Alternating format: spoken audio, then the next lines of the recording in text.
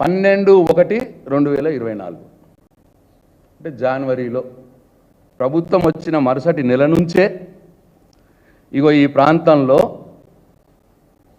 ఈ కుందాలు భూముల్ని వీళ్ళు ఆక్రమించడం మొదలుపెట్టినారు. పేద రైతుల్ని బయటకు పంపించి ఎట్లా పంపించాలి? పాపం రైతుల పేరు లేదు రెవెన్యూ రికార్డ్స్లో రాజవంశీయుల పేరు ఉన్నది. ఆ రాజవంశీయులు అమెరికాలో ఉన్నారు. ఇప్పుడు వీళ్ళు వచ్చి గద్దల్లాగా వచ్చి మీ పేరు లేదు కదా అని చెప్పి వాళ్ళని భయపెట్టి తుట్టికో ఎంతకు ఆడ 40-50 లక్షలు ఉంటే 3 లక్షలు 4 లక్షలు వాళ్ళకి ఇచ్చి ఇగో ఇట్లా రాపించుకుంటున్నారు. కబ్జా రద్దు ఒప్పంద పత్రము తేదీ 12/1/2024. అసలు కబ్జా రద్దు ఒప్పంద పత్రం అనేది ఇప్పటిదాకా నేను కూడా చూడలే. నేను 30 ఏళ్ళ నుంచి నేను వ్యాపారంలో ఉన్న బిల్డర్ని. ఇటువంటి డాక్యుమెంట్ నేను ఇప్పటిదాకా చూడలేదు. ఇట్లా వాళ్ళని రాపించుకొని భయపెట్టి బయటకు పంపిస్తున్నారు. ఇది ఈ ఏరియాలో అమన్గల్ ఏరియాలో ఈ అలైన్మెంట్ మార్పు కారణం ఇది. అట్లనే ఇంకా అక్కడ ఏం జరుగుతున్నదంటే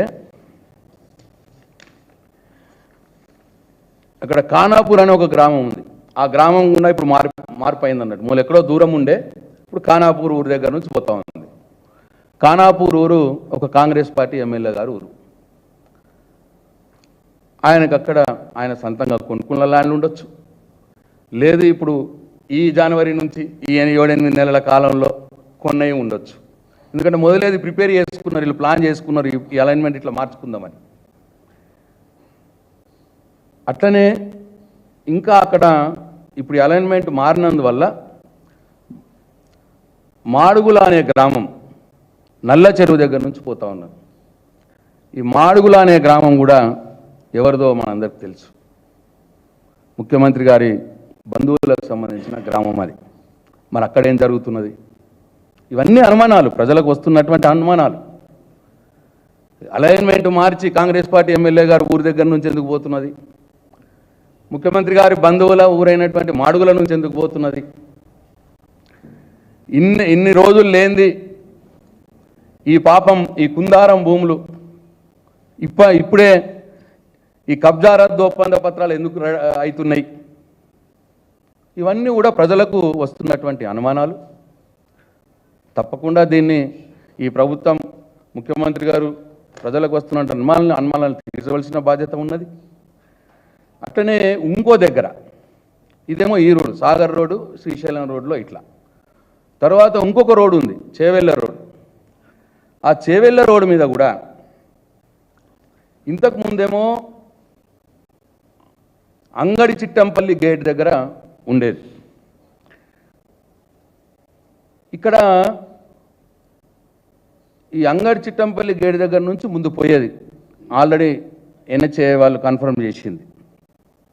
ఇప్పుడు 5 కిలోమీటర్లు దూరం జరిపి మన్నెగూడ క్రాస్ రోడ్ నుంచి తీసుకుపోతున్నారు. దానివల్ల జరిగింది ఏంది? ఇగో ఇది పాత బ్లూ లైన్ అలైన్మెంట్. ఇప్పుడు వీళ్ళు కొత్తగా చేసేది ఇక్కడ ఇట్లా జరిపి ఇక్కడ దాకా తీసుకుపోయారు. ఇది నేను చెప్పిన ఈ 5 కిలోమీటర్ల దూరం జరిపిన ప్లేస్ ఇది, ఈ మన్నెగూడ క్రాస్ రోడ్స్కి. దీనివల్ల ఏమవుతుంది? ఈ షాద్ నగర్ పరిగి రోడ్ కాన్ నుంచి పడితే ఈ మన్నెగూడ క్రాస్ రోడ్స్ దగ్గర సంగారెడ్డి దానిక ఇదంతా కూడా దూరం జరిపినారు. దీంట్లో ఉన్న మతలబ్ ఏంది? దీంట్లో ఉన్న మతలబ్ ఏంటంటే అక్కడ ప్రజలు చెప్తున్న మాట, అక్కడ ఇంకో ప్రాంత కాంగ్రెస్ పార్టీ ఎమ్మెల్యే గారికి, అట్లనే ఒక ఎక్స్ఎంపీ గారికి, అట్లనే ఒక మాజీ మంత్రి గారికి, ఆ జిల్లాకు సంబంధించిన చాలామంది కాంగ్రెస్ నాయకులకు ఇక్కడ ల్యాండ్ బ్యాంక్ ఉంది. మళ్ళీ దీంట్లో కూడా నేనంటున్న మాట కాదు, అక్కడ ప్రజలు అంటున్న మాట, బిగ్ బ్రదర్సే స్వయంగా ఈ ఏరియాలో అవకాశం ఉన్న దగ్గరలో ల్యాండ్ అక్వైర్ చేసుకొని పెట్టుకున్నారు. ఇట్లా వీళ్ళు అక్వైర్ చేసుకున్నారు కాబట్టి దీన్ని మార్చడానికి ఇవాళ ప్రపోజల్ పెట్టినారు.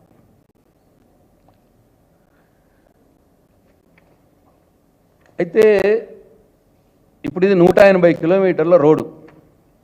ఈ 180 కిలోమీటర్ల రోడ్లు కొద్దిగా సాగర్ రోడ్ దగ్గర కొంత, శ్రీశైలం రోడ్ దగ్గర కొంత, పరిగి రోడ్ దగ్గర కొంత, చేవెళ్ళ రోడ్ దగ్గర కొంత, ఇక్కడ జరిపినారు 4 చోట్లలో. ఈ 4-5 చోట్లలో ఎందుకు జరుగుతుంది మరి? ఒకవేళ సరే రీజనల్ రింగ్ రోడ్ ఇప్పుడు ఒక 50 కిలోమీటర్ల దూరంలో ప్రపోజ్ చేస్తున్నారు national highway authority of India వాళ్ళు. 50 కిలోమీటర్లు కాదండి, మాకు ఇంకా డెవలప్మెంట్ కావాలి సిటీకి అంటే మొత్తం 60 కిలోమీటర్లు జరపండి. జరిపి 60 కిలోమీటర్లు ఆర్క్ కొట్టండి. కానీ కొన్ని కాన్సన్ట్రేటెడ్ ప్లేసులనే జరిపేసి మిగతా దగ్గర పాత అలైన్మెంట్ని కన్ఫర్మ్ చేసి చేయడం వెనకాల మతలబ్ ఏంది అంటే, కాంగ్రెస్ పార్టీ ప్రభుత్వంలో ఉన్నటువంటి పెద్దల భూములు, కాంగ్రెస్ పార్టీ నాయకుల భూములు ఎక్కడెక్కడైతే ఉన్నాయో వాళ్ళు ఈ 6 నెలల కాలంలో పేదల్ని భయపెట్టి ఎక్కడెక్కడైతే భూముల్ని చీప్గా లాగేసుకున్నారో, రెవెన్యూ లొసుగుల్ని అడ్డం పెట్టుకొని ఆయా ప్రాంతాలకు ఈ రింగ్ రోడ్ని తీసుకుపోయే, రీజనల్ రింగ్ రోడ్ని తీసుకుపోయే ప్రయత్నం వీళ్ళు చేస్తూ ఉన్నారు. అయితే దీనివల్ల జరిగే నష్టం ఏంది? ఒకటి పాపం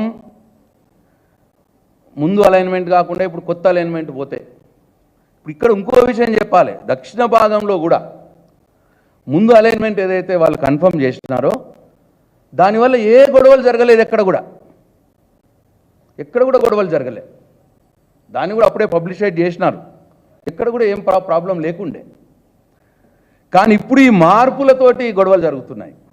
అనేక గ్రామాల్లో పేద రైతులు ఇబ్బంది పడుతూ ఉన్నారు. తాండాలు, ఎస్టీల తాండాల ప్రజలు ఇబ్బంది పడుతూ ఉన్నారు.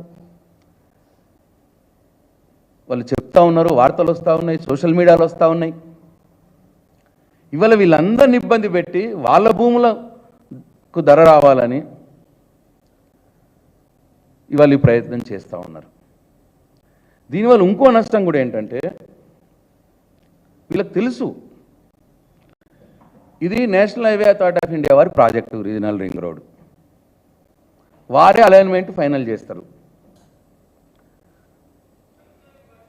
వారు అలైన్మెంట్ ప్రకారం ఉంటేనే, వారు ఒప్పుకుంటేనే వారు డబ్బులు ఇస్తారు, చేస్తారు. అంటే 12,500 కోట్ల డబ్బులు వాళ్ళు ఇస్తారు.